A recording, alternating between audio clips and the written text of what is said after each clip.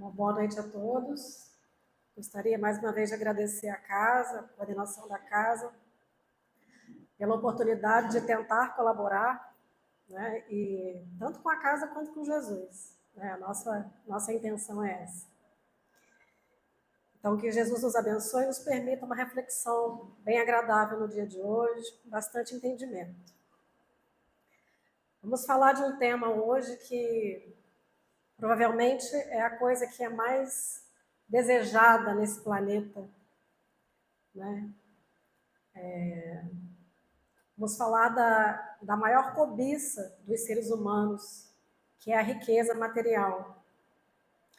Então, essa passagem do Evangelho, que a gente pode encontrar no Evangelho segundo o Espiritismo, no capítulo 16, servir a Deus ou a Mamon, não se pode servir a Deus ou a Mamon,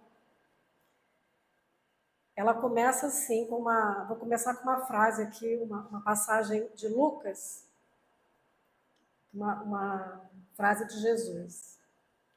Ninguém pode servir a dois senhores, porque ou odiará a um e amará o outro, ou se prenderá a um e desprezará o outro. Não podeis servir simultaneamente a Deus e a Mamon. Então, essa passagem está em Lucas, capítulo 16, versículo 13. Então, só para esclarecer, nós temos aqui, então, falando de dois personagens, né? Deus, que a gente conhece, que é o que a gente pretende conhecer um dia, né? A gente tem uma breve concepção do que seja Deus, e o Espiritismo nos fala que Deus é a inteligência suprema, a causa primária de todas as coisas, ou seja, é um ente ou a coisa ou um ser, a gente nem sabe o que ele é, mas o que temos de mais superior entre todos nós, então, seria Deus. E ele não é um espírito, ele é algo que a gente ainda não consegue conceber. A nossa inteligência, a nossa evolução, ainda não consegue conceber Deus em sua totalidade. Mas eu tenho certeza que todos nós, lá no íntimo, temos uma consciência e uma percepção de que existe um ser superior a nós, que estamos submetidos a uma força maior.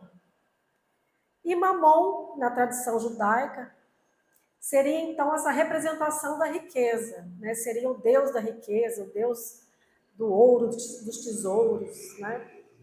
Então Jesus vem nos falar que nós não podemos servir, ou a gente serve a Deus, ou a gente serve a Mamon, porque aos dois não dá. E ele traz uma passagem, então, para ilustrar.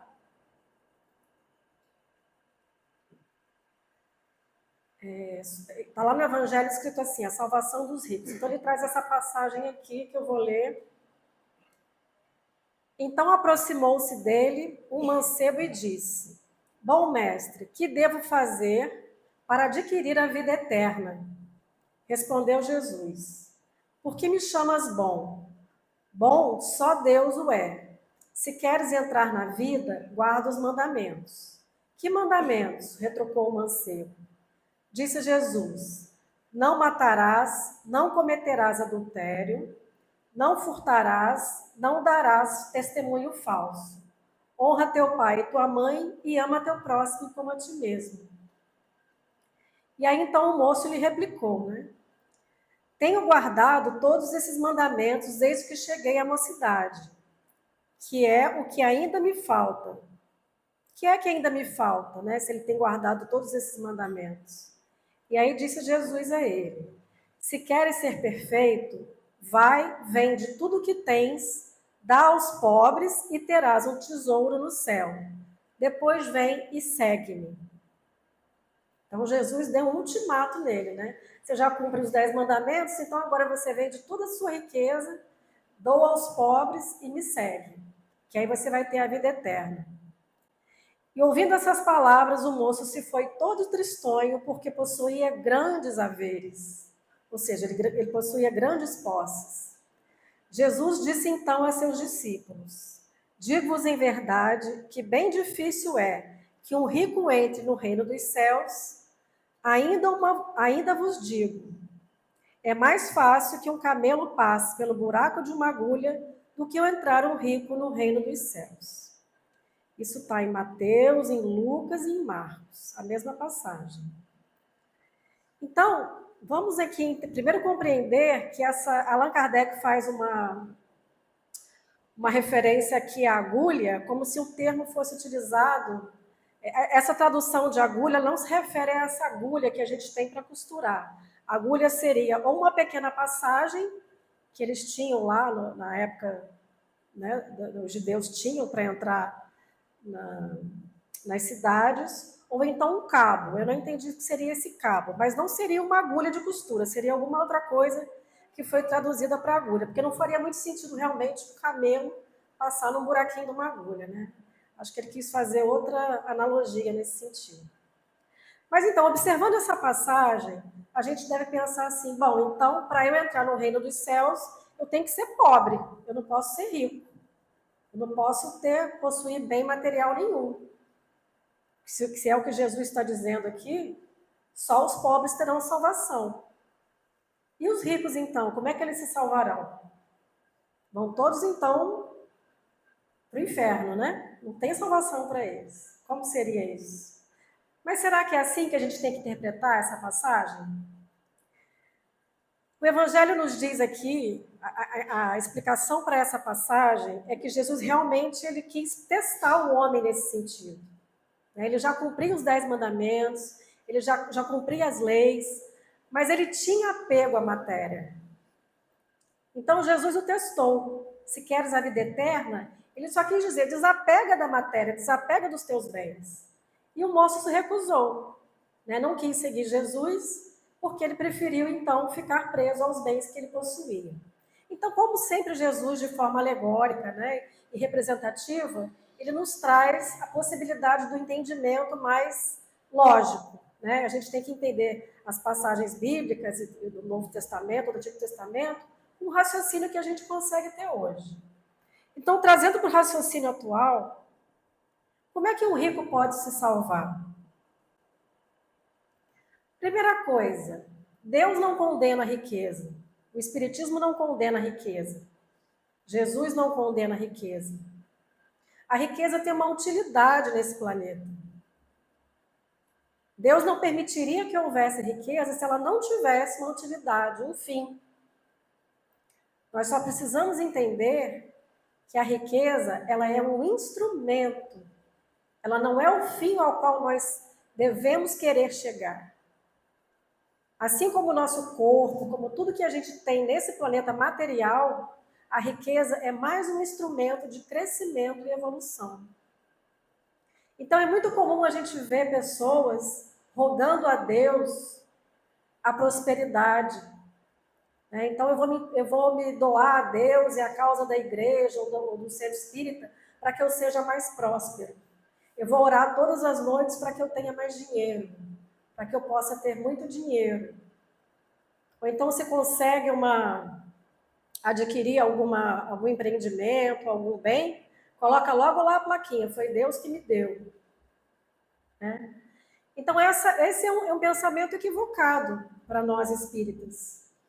Porque porque a riqueza ela não é o fim ao qual objetivamos, ela é só o meio. O fim é Deus, o fim é a vida espiritual. Então a riqueza é um caminho para chegar a Deus. Agora, é um caminho que é uma prova, vamos dizer assim, que seja uma prova. Qual é a utilidade dela, então, aqui na Terra? Nos provar, testar o nosso desapego, testar a nossa inteligência, o nosso bem, a nossa capacidade de dividir essa riqueza entre os nossos irmãos, de fazer bom uso desse dinheiro, de fazer bom uso das propriedades que temos, de todos os bens terrenos que temos. E uma outra utilidade muito importante também para a riqueza, o progresso da civilização. Por quê? Porque a riqueza hoje ela é fruto do trabalho ou da ganância. Muitas vezes ela é fruto da ganância também, da corrupção, mas aí já é um outro problema. Entretanto, naturalmente seria que aquele que trabalha com o seu suor, honestamente, ele vai ter ali o seu o seu salário, né, a sua condição de sobrevivência. E tem também aqueles que ganham muito dinheiro, ou que nascem em famílias muito ricas, que herdam muito dinheiro. E aí então é que Deus nos testa.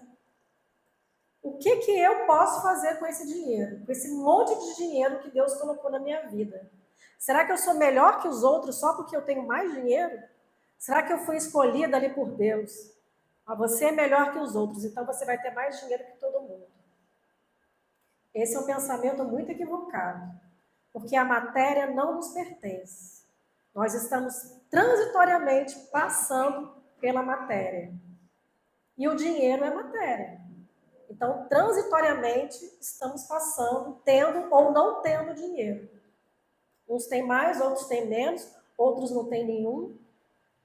E aí também é um teste para a nossa caridade, nossa capacidade de sermos caridosos, de olharmos para aquele que tem pouco ou que não tem nada e conseguirmos então dividir com aquele que não tem nada, que tem menos que nós. Então observam que essa relação de dinheiro na Terra, ela é só um instrumento de crescimento. Ela não torna ninguém melhor do que ninguém. Quando a gente desencarnar, ninguém vai perguntar para a gente, quanto que você fez de dinheiro? Quanto que você rendeu lá na sua aplicação? Ninguém vai perguntar isso para a gente. Vai perguntar qual foi o bem que você fez, o que foi que você melhorou em si mesmo, quanto você cresceu espiritualmente, o que você fez aos seus pais, aos seus filhos, à sua família.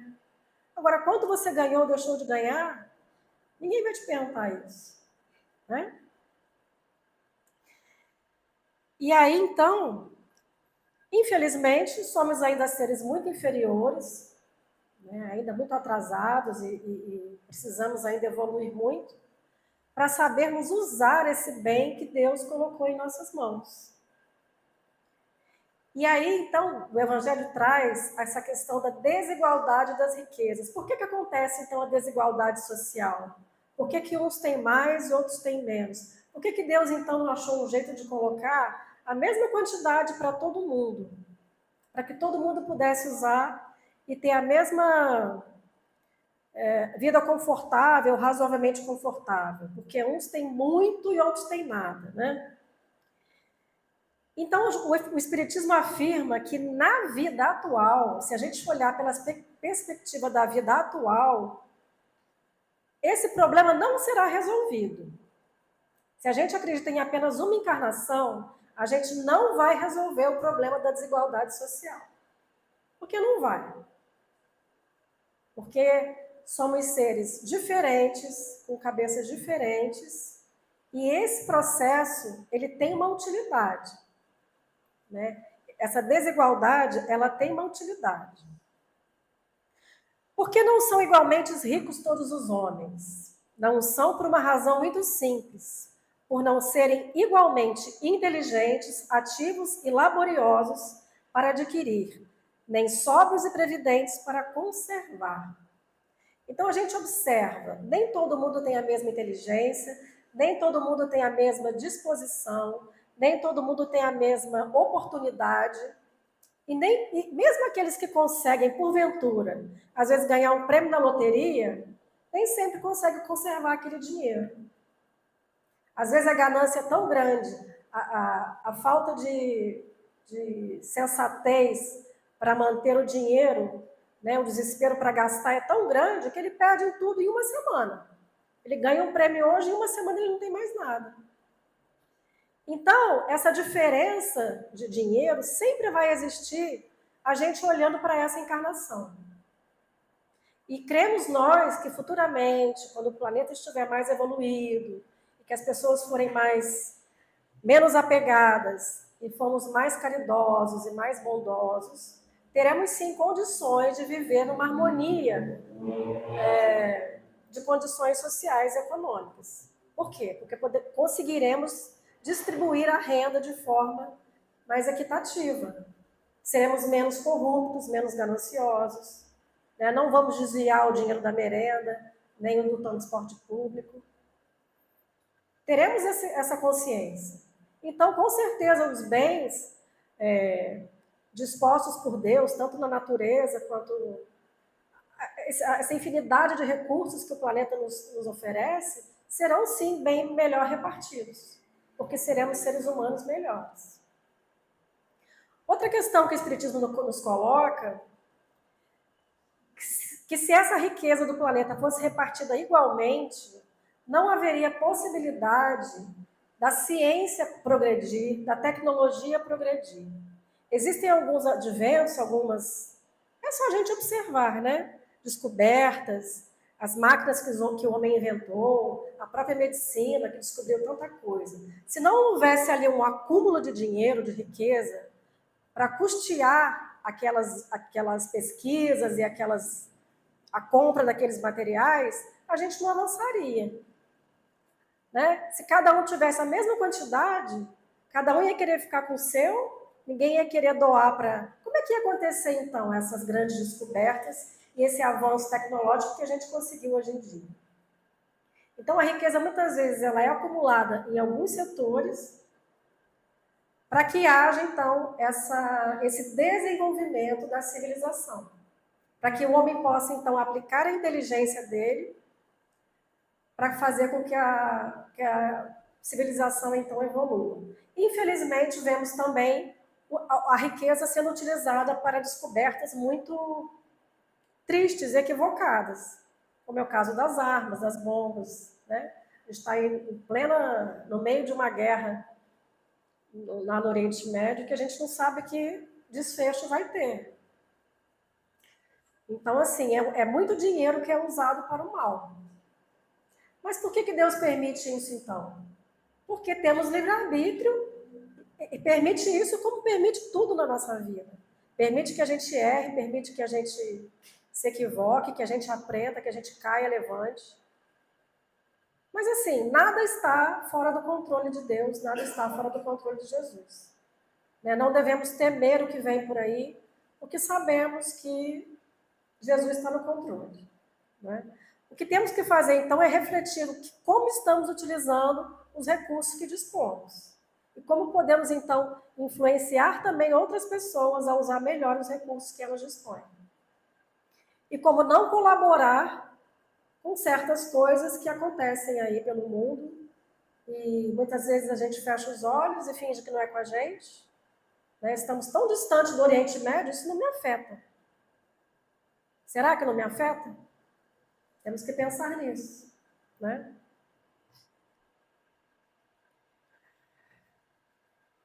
Então, aqui o Espiritismo fala que se houvesse essa repartição igual, todos os trabalhos, então, adquiridos seriam aniquilados. Né? Não haveria mais progresso na humanidade. E, por um lado, essa coisa de ter, ela, de certa forma, é uma mola propulsora para nós. Ela nos estimula.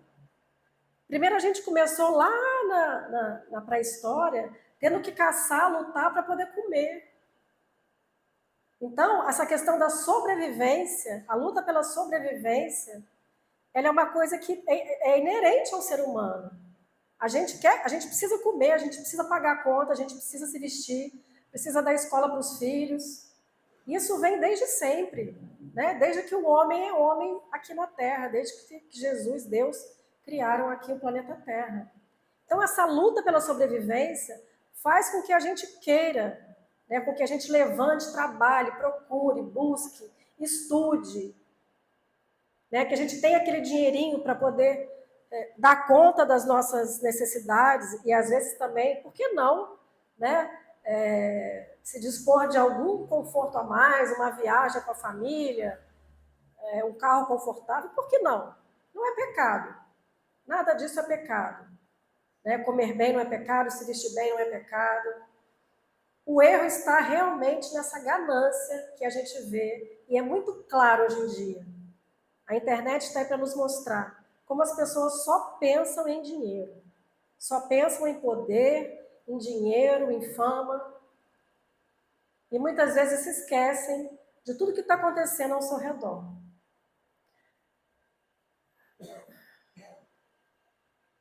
Então, outra pergunta aqui, né? Por que Deus concede, então, a riqueza a pessoas incapazes de fazê-la frutificar para o bem de todos. E foi o que eu falei, né?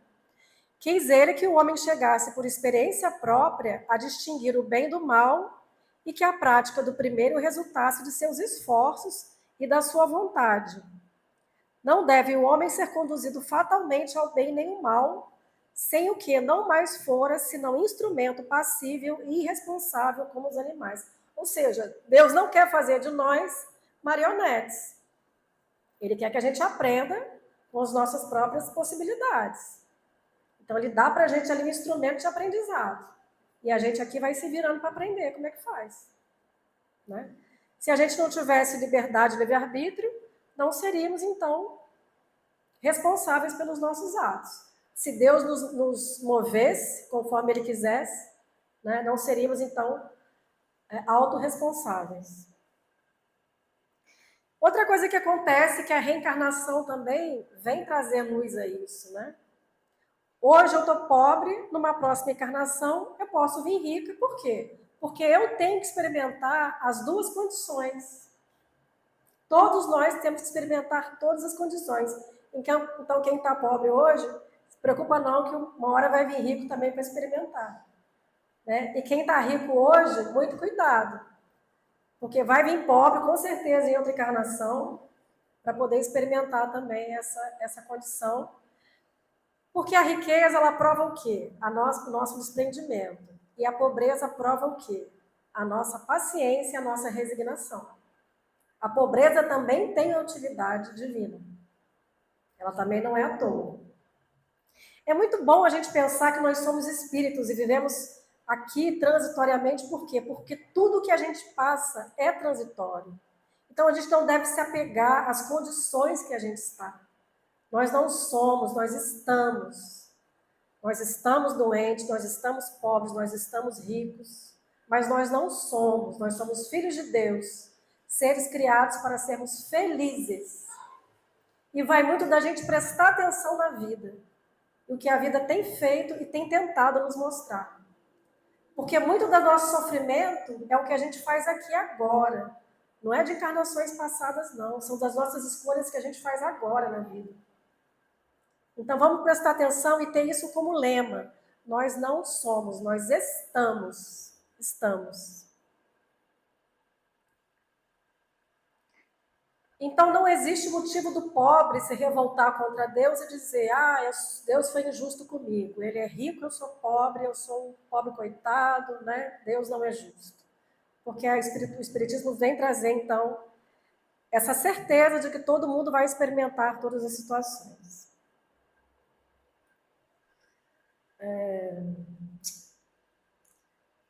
E aí que está, então, ele fala aqui que a origem do mal reside no egoísmo e no orgulho. Os abusos de toda espécie cessarão quando os homens se regerem pela lei da caridade. Então, todo esse sofrimento de diferença social, de miséria humana, de miséria social, de desperdício com dinheiro, de aplicação do dinheiro no mal, tudo isso vai terminar quando a lei da caridade reger nós, seres humanos. A justiça e a caridade nos regem aqui na Terra. E isso está a caminho de acontecer. Estamos trabalhando para que isso aconteça, todos nós. Essa passagem também vem trazer a verdadeira propriedade, ou seja, o que é da nossa propriedade e o que é propriedade de Deus, né? E ele fala que os bens da terra todos pertencem a Deus. Nada aqui é nosso, né?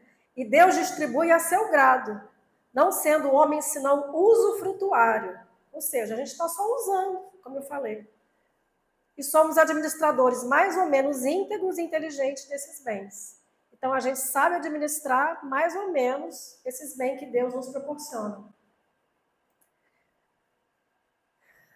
Tanto eles não constituem propriedade individual do homem, que Deus frequentemente anula todas as previsões e a riqueza foge àquele que se julga com os melhores títulos para possuí-la. Então, já viram famílias riquíssimas perderem tudo? Alguém já ouviu falar em algum caso assim? Que famílias que tinham muito dinheiro e de repente estão na pobreza, na miséria? Por quê? Porque Deus a qualquer momento pode tirar da gente o que a gente tem. Se ele achar por bem, não por castigo, não é por isso, mas se ele achar por bem que o dinheiro não está nos fazendo bem, que está nos prejudicando espiritualmente, ele vai nos tirar. Porque a gente vai se comprometer ainda mais se a gente permanecer naquela riqueza. Então, a gente não deve se iludir, nada nos pertence. O homem só possui em plena propriedade aquilo que lhe é dado levar deste mundo. E isso se compreende no tocante aos bens hereditários também. Porém, não relativamente aos que são adquiridos pelo trabalho. O que a gente pode levar desse mundo quando a gente desencarnar? A gente vai levar a roupa? Vai levar o carro, a casa? Não. A gente vai levar o que a gente aprendeu, o quanto que a gente amou, o bem que a gente fez, o mal que a gente fez também. Então a gente só vai levar os bens espirituais, os bens morais. A inteligência que a gente adquiriu, os conhecimentos que a gente adquiriu, a gente também não perde, tanto no campo intelectual quanto moral. Então, tudo que é material a gente vai deixar aqui. Quando ele fala da herança, e aí a gente pode falar, mas eu herdei uma fortuna que também não te pertence. Também não te pertence. Pertence a Deus também, e é apenas um instrumento do teu crescimento.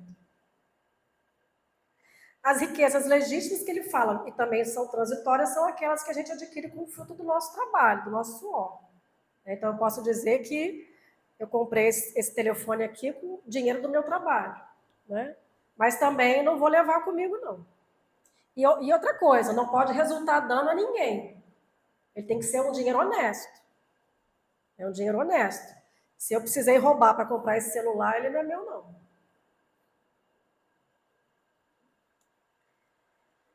Então, qual é o melhor emprego que se pode dar à riqueza? E aí, então, Jesus vem nos lembrar, né?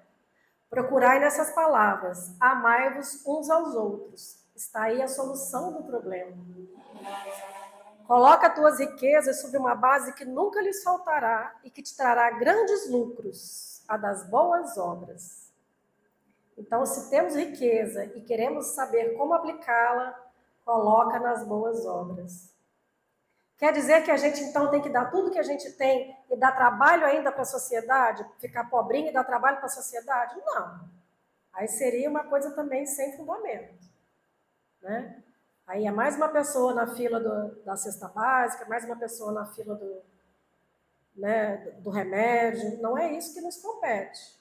A gente pode viver com aquilo que a gente tem, que conseguimos adquirir com o nosso trabalho, mas que saibamos aplicar também em coisas frutíferas, que tragam bons frutos. E frutos no sentido de gerar emprego, de gerar felicidade para as pessoas, de gerar distribuição de renda, distribuição de alimentos. Aí a gente vai lembrar também da parábola dos talentos, né? Como é que a gente está aplicando o nosso talento, os talentos que Deus nos deu? E aqui também nesse capítulo ele fala da parábola dos talentos. Será que eu estou enterrando o meu dinheirinho para ele não frutificar? Ou será que eu estou fazendo com que ele, né, produza ainda mais frutos e se multiplique? Então, acho que esse é o propósito da riqueza. Fazer com que ela se multiplique e se espalhe para outras pessoas. E também outra coisa que a gente se equivoca, que ele diz aqui, ó, dir-se-ia diante da atividade que desenvolveis, tratar-se de uma questão do mais alto interesse para a humanidade. Quando não se trata, na maioria dos casos, senão de vos pordes em condições de satisfazer as necessidades exageradas, a vaidade ou de vos entregardes a excessos. Então ele está falando aqui, eu sou um empresário muito, estou dando um exemplo, né? Eu sou um empresário muito rico e o meu dinheiro, eu tenho muito dinheiro, mas eu gero muito trabalho, eu produzo muito emprego, né? Eu gero muito emprego, muita renda, eu faço o dinheiro circular. Mas muitas vezes é só o ego da pessoa que ele está só tentando alimentar o ego dele. Muitas vezes ele não dorme, ele não come, ele não faz mais nada da vida dele. Ele só trabalha com essa desculpa de que o trabalho dele é muito importante para a sociedade. E ele não tem um tempo de se dedicar a uma causa social, ele não tem o tempo de se dedicar à leitura de um livro, sei lá, sobre espiritualidade, ele não tem o tempo para ficar com a família, ele vive exclusivamente pelo dinheiro. Isso é um engano também, né? É satisfação do ego. O trabalho é bom, mas tem limite. A gente precisa também pensar em outras questões de base espiritual. A beneficência é apenas um modo de empregar-se a riqueza. Ela dá alívio à miséria presente, aplaca a fome, preserva do frio e proporciona abrigo ao que não tem. Dever, porém, igualmente imperioso e meritório é o de prevenir a miséria. Tal, sobretudo, a missão das grandes fortunas, missão a ser cumprida mediante os trabalhos de todo gênero que com elas podem executar. Foi o que eu falei mais ou menos agora, né? De gerar possibilidades de trabalho e oportunidades.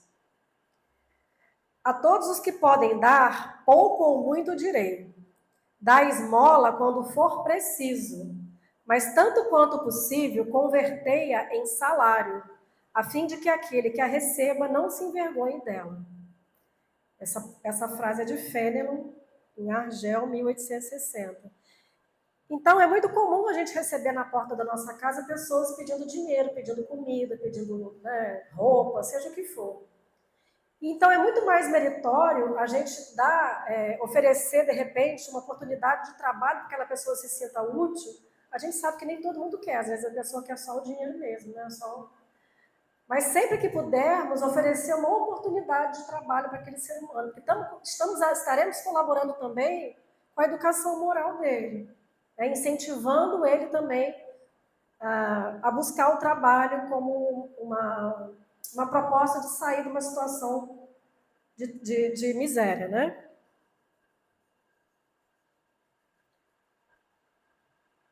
E aqui, para terminar, gente, só uma frase aqui, que nada vos pertence na terra, nem sequer o vosso pobre corpo. A morte vos despoja dele. Cuidado, então, com o excesso de vaidade pelo corpo, o excesso de cuidados com o corpo, né? Esse excesso de mudanças que a gente vê tanta gente fazendo hoje, cirurgias plásticas, tudo para ficar bonito, para ter a perfeição, é uma coisa... Porque nem o corpo a gente vai levar. A morte vos despoja dele como de todos os bens materiais. Sois depositários e não proprietários. Não vos iludais. Ou seja, não vamos nos iludir. Estamos aqui realmente de passagem.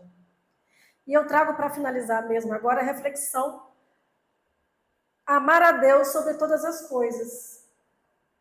Amar a Deus sobre todas as coisas, além de reconhecer essa paternidade como é um ser que estamos submetidos à vontade dele, e lhe devemos toda a nossa vida, né, essa compreensão de cumprir as suas leis, é entender que Deus está sobre todas as coisas e é a Ele que devemos chegar. A nossa meta de vida pode passar por ganhar dinheiro, pode passar por ganhar poder e fama, mas é sempre Deus a quem devemos nos dirigir. É sempre a Ele a quem devemos caminhar, tá? Então agradeço a todos, fiquem todos com Deus, com Jesus, e boa noite.